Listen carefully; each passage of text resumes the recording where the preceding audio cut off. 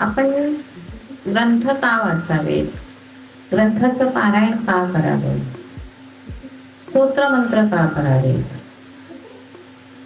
तर याच्यामागचं एक कारण म्हणजे जेव्हा आपण ग्रंथ वाचतो, स्तोत्र मंत्र करतो, तेव्हा आपल्याकडे जी निगेटिव्हिटी असते, नकारात्मकता असते, ती कमी कमी होत जाते.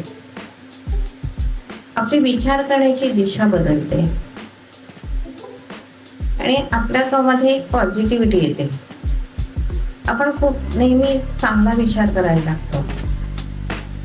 जे मनात येणारे वाईट विचार असतात, चुकीचे विचार असतात, तिथे चांगले विचार येतात.